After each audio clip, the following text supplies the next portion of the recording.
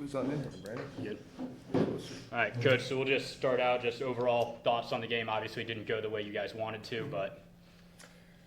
Well, I mean, for me, the credit goes out to Maryville. I mean, they, played tremendous on defense the whole game. I mean, they're tremendous all season. That's something that we obviously knew about going in, and, they did a great job today.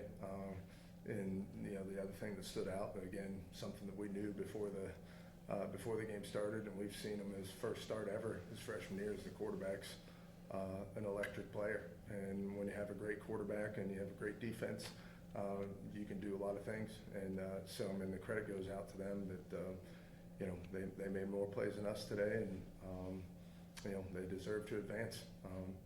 But, it's also tough. I mean, sitting right next to these two guys and what they've meant to our program. And I mean, I'm sitting next to the offensive and defensive players of the year in the conference. And, so it's sad to see those guys go, not just because they're great players, but they're two of the hardest workers on our team and two great leaders on our team too. But I mean, that's life. You got to find replacements for guys like this, and they're going to be tough to replace.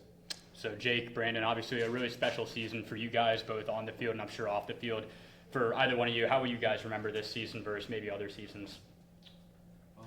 Well, I just want to say I'm grateful for God giving us the opportunity to be able to accomplish our goals. I mean, we set out not making it in the playoffs last year, and remembering that pain, and focusing on getting to win a conference again, back where the program needed to be. I'll remember the coaches, everything that they taught us throughout the way, and everybody I played with. Just grateful for the opportunity. Brandon, this one specifically for you. Obviously a tough go today, but you had an illustrious season here as a Viking. Where do you feel like the tide of the game kind of changed in their favor? It's just they had played a good game. They just kept coming. They never quit. And I don't know if there was one exact moment, but they just stayed in the game. They stayed in the game. They played really good defense. They made plays when it mattered, and they got it done today. And then one last one for you, Coach K. You kind of knew, you hinted at their defense. You knew they were good. You knew it was probably going to be a low-scoring game. Did that factor into the play calling at all, or? No, I mean, I think we got to,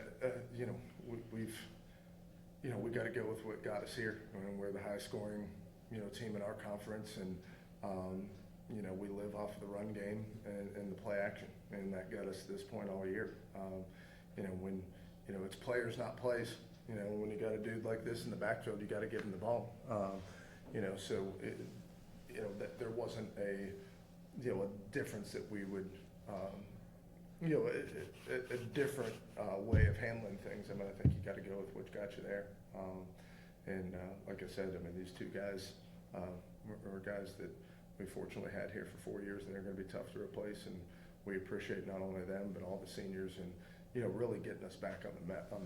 And I think the one thing that I told our guys last week in Memphis after we clinched the conference championship was the one thing this team really showed me as a coach, and I think you look at each team individually, is the resiliency that they showed. And I think nothing better than that was our second game of the season, losing 33-0 at home to DePauw, and then going on the road. We had some mishaps in the travel, and then beating number 9 in the country. I think that shows a lot of resiliency that I think these guys can take with them the rest of their lives. So I'm appreciative and look forward to seeing their success in the future. Well, thank you guys very much, and congratulations on a successful season. All right, thank you. And just stop.